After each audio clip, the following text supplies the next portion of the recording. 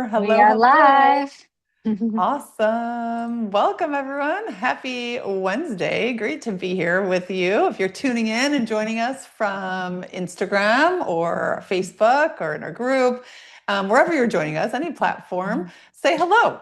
Helen and I always love to read back in the comments. And if you're watching later, if you're watching the replay, you can type replay. We'll come back and shout you out and say hello. But today we're going to be talking about the hidden reason that your body won't let go of the weight. And it's not always what you think it is. So sometimes there's some surprises. And as Yeah. always, great to have you here with us. Hi, Mitzi. Great to see you. Hi, Jerry.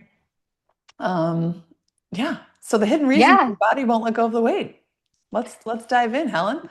Let's do it. Yeah. I mean, I remember when and so many of you guys know this, but my 20-year weight loss journey of going up and down on the scale, 30 pounds or so in any given moment, was a really frustrating journey. And I thought that I was going to lose weight for all the wrong reasons. So I'm excited to dive into that today, dive into a little bit for the reasons that was and what you guys can do about it so that you can release weight easily without all the stress and anxiety and fear and yo-yoing that I did, that Amanda's also familiar with her journey with thyroid health. And we're going to bring all that to you today. But before we get started, Amanda and I have something really exciting that we're going to share with you guys at the end. It's something that we've been putting together for the last couple of weeks, if not months, that we are going to share with you in a special offer only for our listeners who want to spend a little time with us and get to know yourselves, us, your bodies, and to be able to start off 2027 in a really special way. So stay in the Zoom or on the chat for that, and we can't wait to share that with you at the end. Yes, So definitely stay tuned. yeah, do it. I'm so excited. So your body has a very special job, and we think that when we're on a weight loss journey, that job is to lose weight. But the truth is that your body actually, your brain isn't trying to make you thin. It's trying to keep you alive. So your nervous system is constantly asking, is my body safe? Is the food that I'm eating reliable? Can I trust the environment around me, or do I feel always in fear? Do I have enough energy inside of my body? And is right now a good time to spend resources? And we tend to overlook all of those questions because we are taking action in the name of weight release, right? We're not thinking about, is my body safe enough to release weight? We are always thinking about, am I doing enough of the things and following enough of the rules in order to release weight?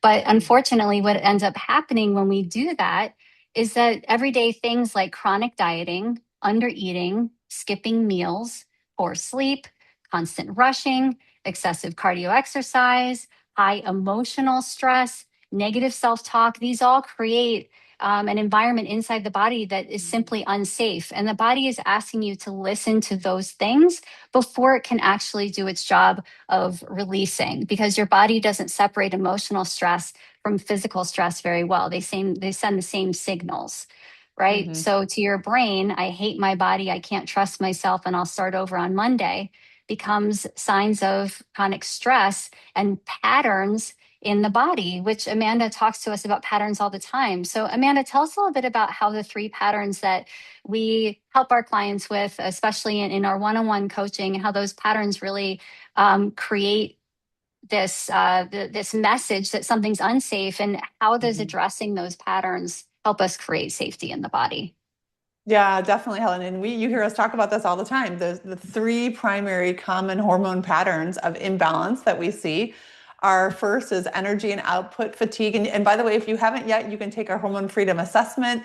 This is a simple, it's like 18 questions, and it's not very technical, but it's a chance for you to answer about how your body like shows up day in and day out, and what the experience is with your symptoms and how things work, that helps you to recognize which pattern is most likely like wanting your attention first, where to Mhm. start to help support you. So the first one is energy and output fatigue. This is really where, actually, the easiest way to say it is like metabolism isn't converting at a high rate. So That could be because of thyroid hormone imbalance, like it was in my situation when I was struggling with Hashimoto's. It could be because of insulin resistance and blood sugar problems. It could be a variety of different hormone drivers, but really what we're getting at the end of the day, that the energy and the output are not balanced. It's almost like, hi, Michelle, great to see you. It's almost like your body has it can't keep up with the demand, right? So it starts Mhm. to become that definitely signals some lack of safety. It's like your body Mhm. doesn't feel safe because it doesn't feel resourced enough to keep up with what you're asking it to do. This looks like for a lot of women like fatigue, especially afternoon fatigue and just feeling like I'm depleted. It can also look like weight gain. It can also look like, just really having a hard time feeling grounded and centered. The second pattern, hi, Kathy. Great to see you. I know we have people popping in. And if you're just joining us, definitely great to see you and be here with us. And Minnie's in the weight room. I'm going to let her in. Um, but we're talking about the three hormone patterns that come up most frequently in, really understanding what your body is responding to. And so if you haven't yet, you can start with a hormone freedom assessment.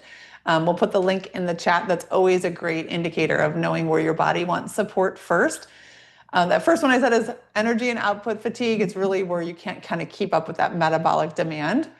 Second, Amanda, if I could say something before you jump into the second one, because as you were yeah. talking, I was just thinking about how many women, even though they're tired, even though they're exhausted, decide that they have to get up and they have to push harder and they have to work out more and they have to do this, as much cardio exercise or burn all the calories in the middle of having this energy issue that's going on in their bodies in the name of releasing weight. And what you and I have really helped show women is that solving that energy issue that you have is where we create that safety in the body so that you can engage in exercise safely, comfortably, in a way that ultimately does help you end up releasing weight. But if you don't create that safety in the body first, then you're running on fumes. Like Mhm. there's right. So it's so important that we listen to that part of our bodies so that we don't make the choices in the name of weight loss that aren't even helpful. It can make you go backwards.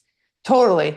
And that's exactly where I lived. I mean, prior to my Hashimoto's autoimmune diagnosis, it was from a depleted state and I was just continuing to do more things and do more exercise, more like intentional, like watching calories and things like that. So yes, exactly what we're talking about. It can actually send you backwards. Hi, Heather. Great to see you. No worries about late arrival. I'm glad you're here. We're just talking about the three common patterns that we see that can lead to your body not feeling safe enough to release weight. So Yeah. let's dive into that second pattern. That second pattern that comes up is what we call stress response in the body.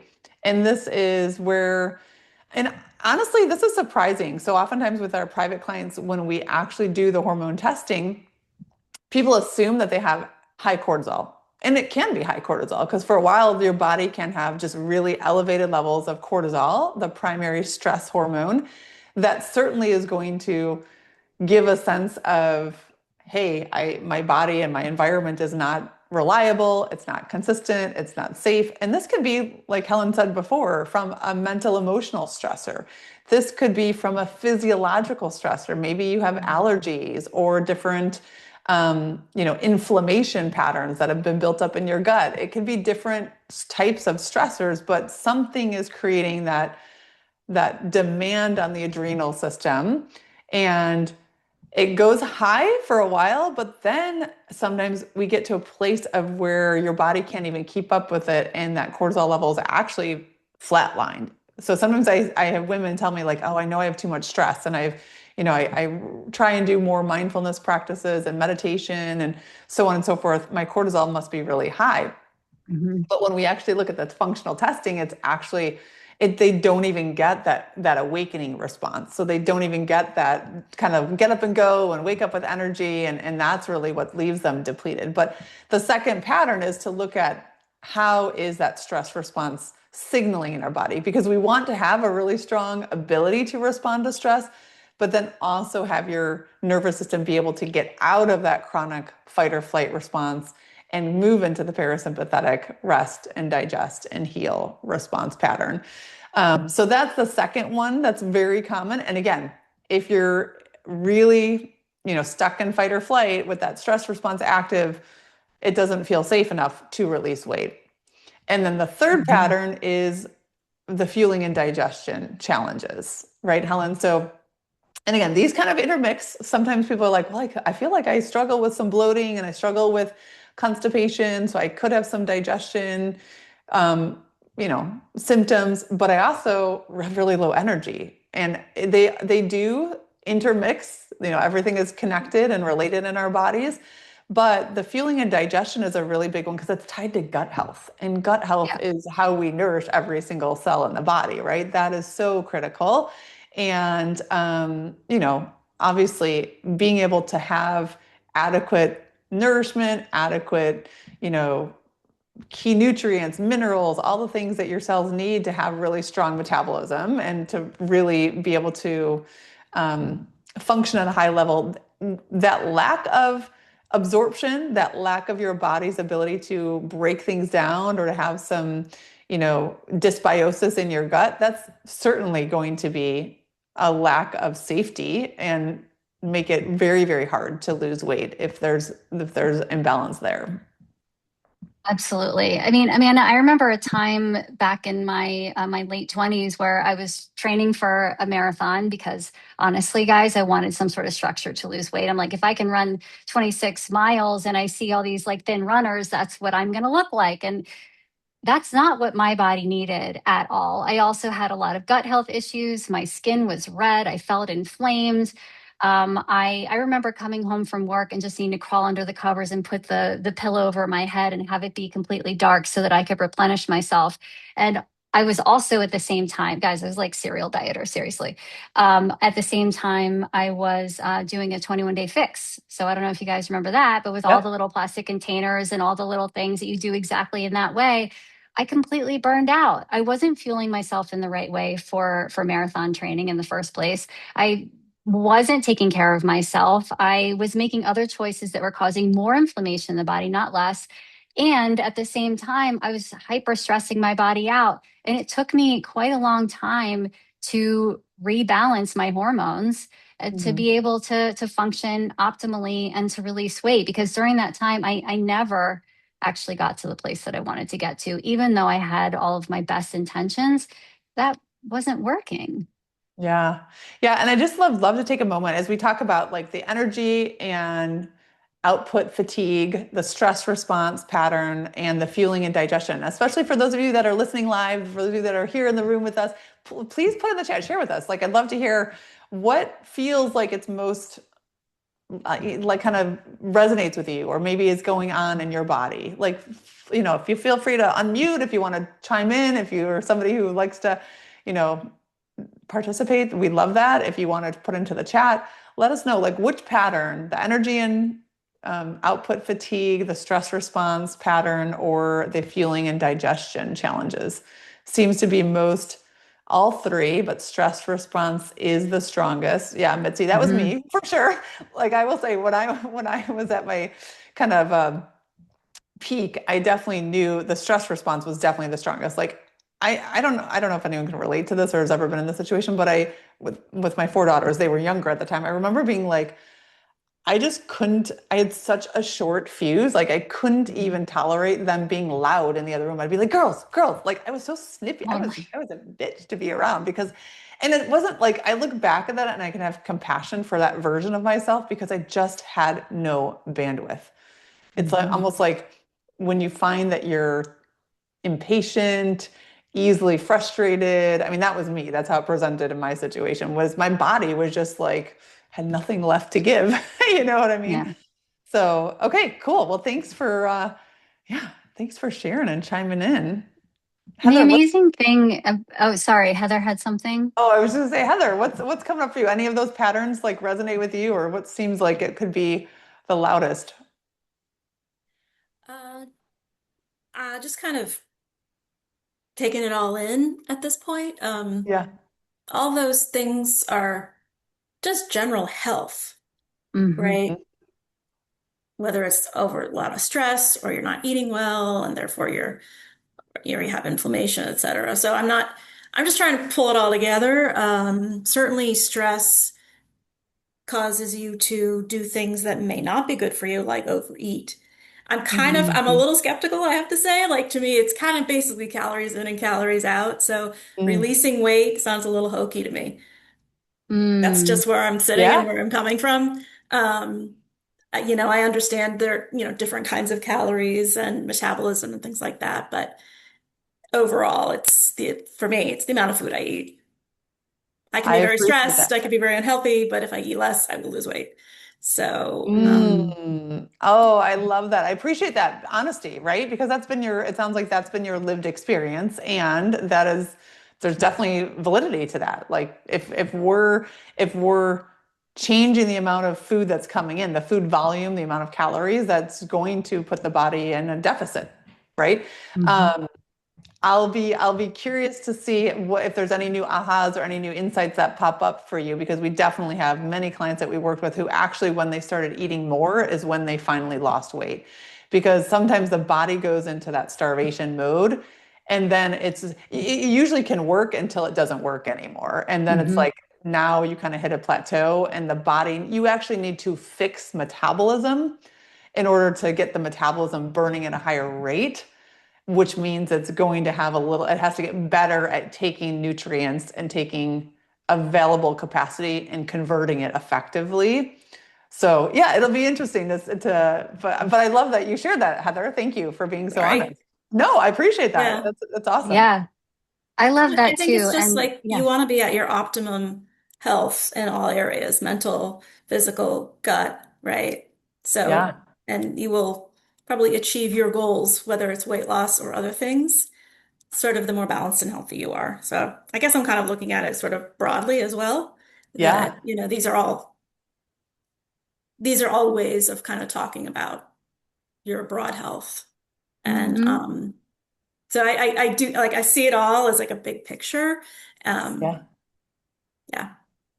yeah. Definitely. Absolutely. Yeah, it is a big picture. And one of the things that I went through and a lot of the mistakes that women have gone through that have come to work with me in the last 10 years is that when they don't look at all these other three parts, these other three patterns, weight loss isn't sustainable because Hmm. they're only focusing on the calorie deficit, which after a while, number one, you lose interest. Number two, you feel deprived. Number three, your metabolism can get out of whack and then it's not sustainable. When you focus on healing all of these parts of the body, weight release comes easier. It's not to say that you can eat a copious amount of food, but your body regulates itself around the amount of food that you're eating and you don't have to count anything because your Hmm. body knows inherently this is how much I'm going to eat. This is what satisfies me. This is what heals me. This is what feels good. And so it's easier for me to continue that when I heal these other parts. Whereas just a deficit is hard to continue to do. And as Amanda said, it does end up plateauing at some point. Then the frustration comes in. What I'm doing isn't working. Then we give up on ourselves. And that's when the weight goes up again. And then, right. So it puts us in that cycle. And what we want to do more than anything for every single woman is to break that cycle so that it doesn't create a lifelong dissatisfaction with the body or frustration with the body. We want to feel free, right? It was a hormone freedom, right? Yes. We're all about So freedom we're here. all about freedom. So that's really what it is. But Heather, you're not wrong about so many things that you said. And what we want to do is really shed light on all of the ways that we can listen, so that that hyper focus doesn't ultimately end up sabotaging our goals. So Hmm. absolutely. Yeah. So gosh, there was something else I wanted to say.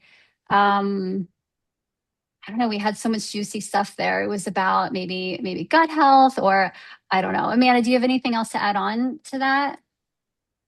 I mean, I think this is all good conversation. It's really all ties together. Like you said, the whole holistic approach to um, our mental, emotional health, our physical health, and our nutrition, our movement, our exercise, all of the things feed into it. And that's what allows us to really have health be fun and be easy instead of it Hmm. feeling like it's a full-time job just to stay healthy.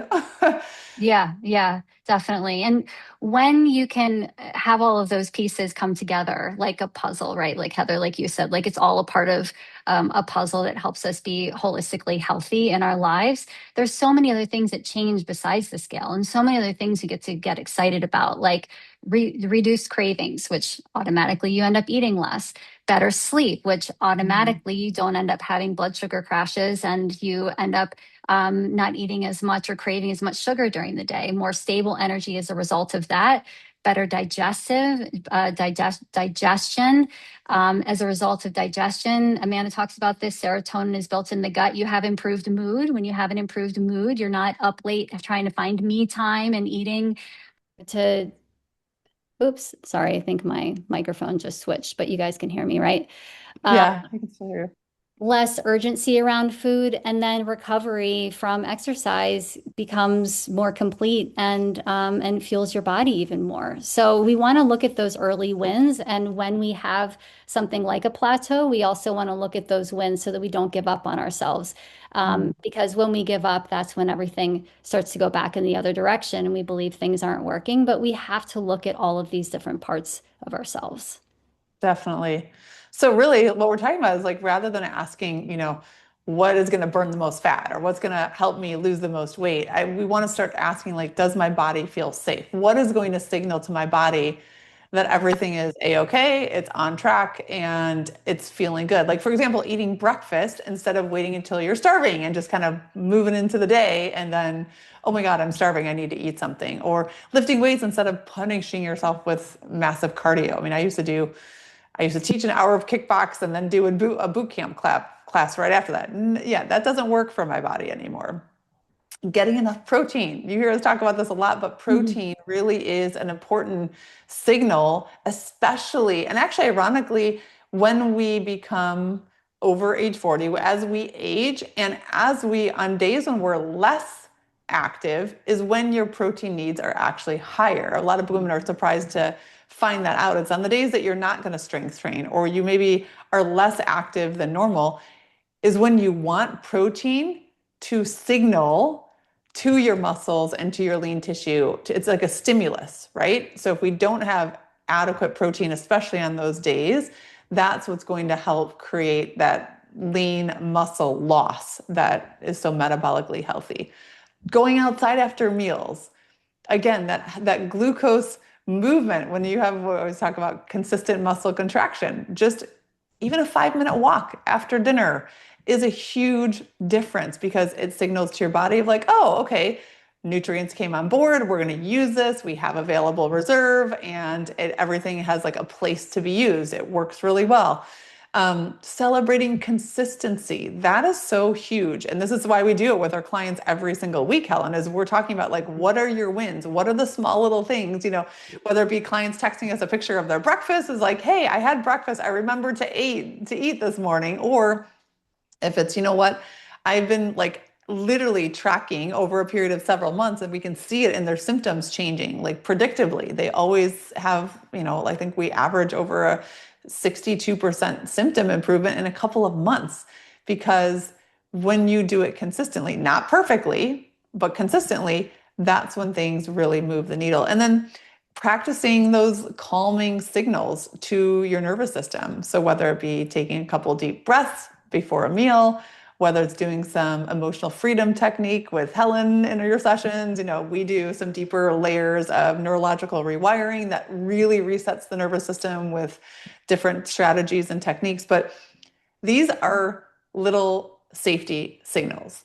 They're not like a checklist. It's just that chance of your body to really come into balance. Think about it as like bringing the nervous system back into balance and getting the signal of like everything's a-okay. I think of it like I almost want my nervous system. You can't fake out your nervous system, but you want your nervous system from your cues of how you're living your life and going about your day to get the a-okay signal. Everything is a-okay. Mhm. I have nutrients. I have calm. I have peace. I have everything is a-okay multiple times in your day.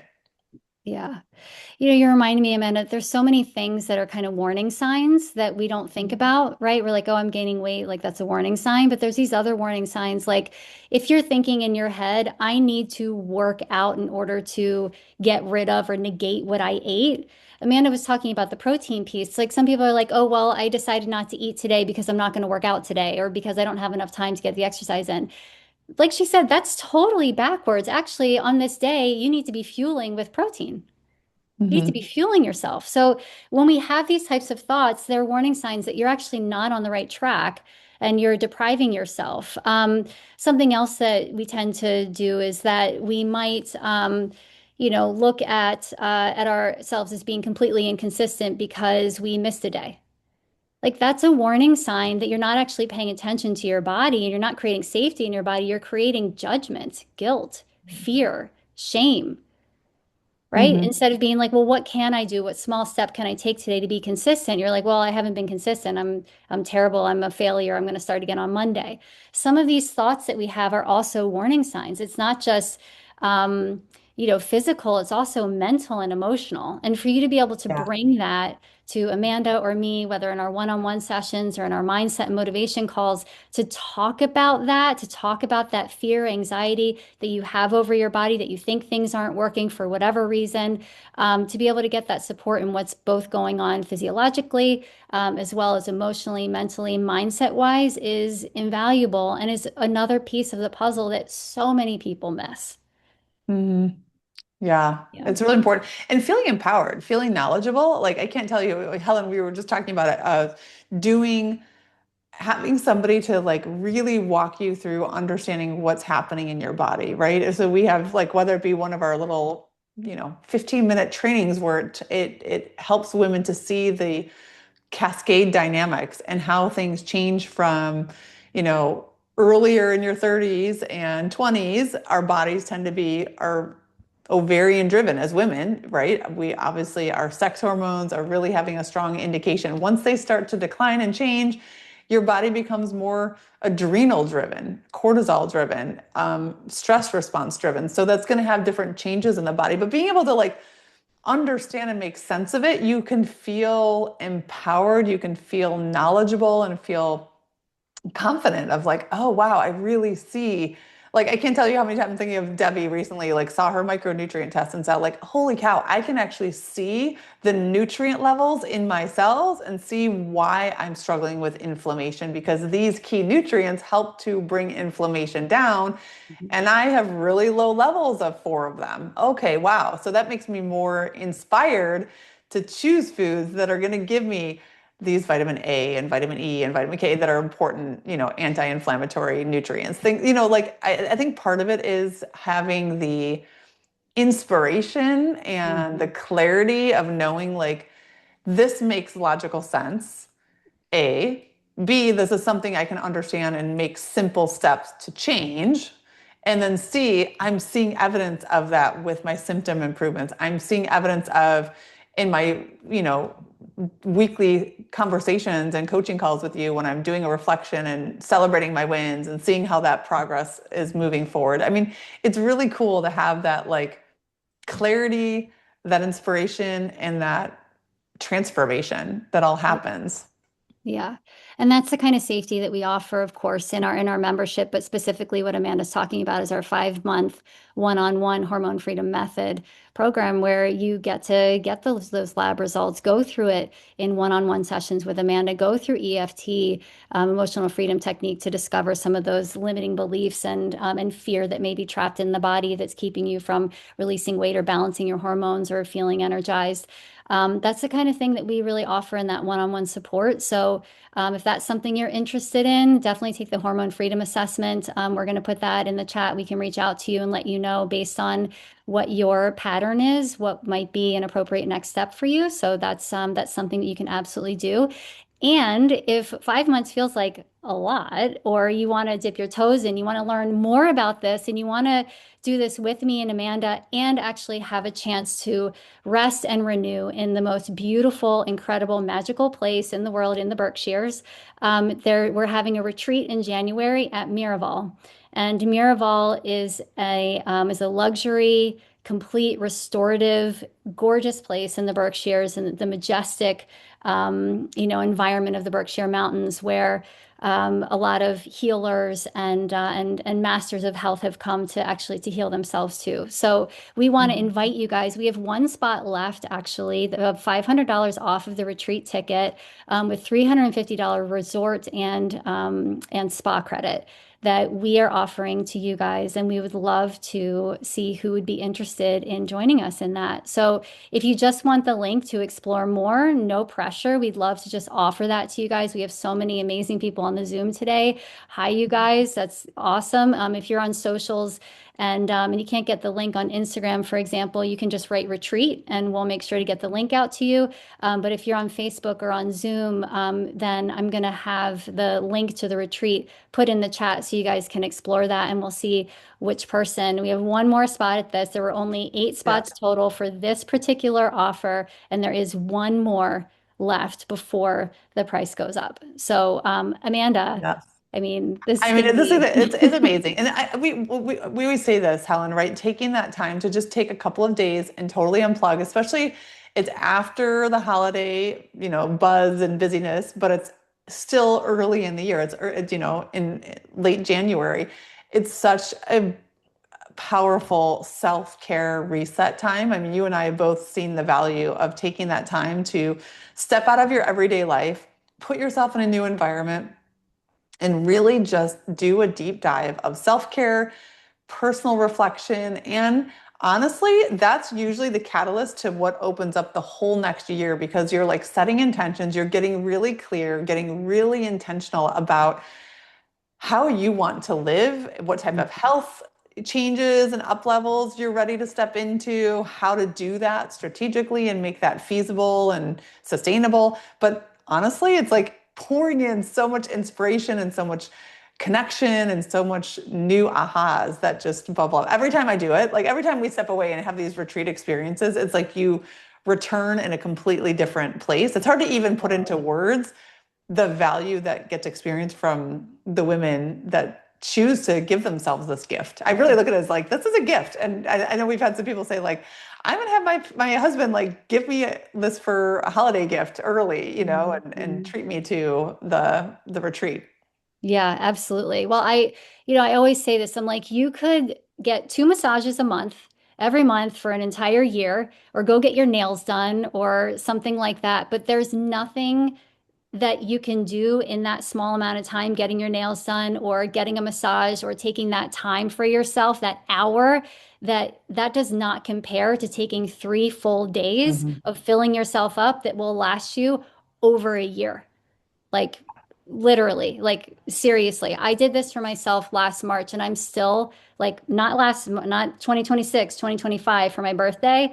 And I'm still reaping the benefits of the meditation, the mindfulness, the sound healing, the massage, the classes that I did, and the incredible cozy king size fluffy bed that I was in by myself without my kids and without Yes. even my partner wasn't even, it was just me. And there was something so special about that. And after I experienced that, I knew it was something that we had to bring to our clients, Amanda, because 7 are in and we want to see who that 8th person is going to be to really gift this opportunity and to learn more about the things that we talk about, balance your nervous system, rest and relax, and just kill it in 2027 as the version of yourself that knows how to take on challenging things, with ease.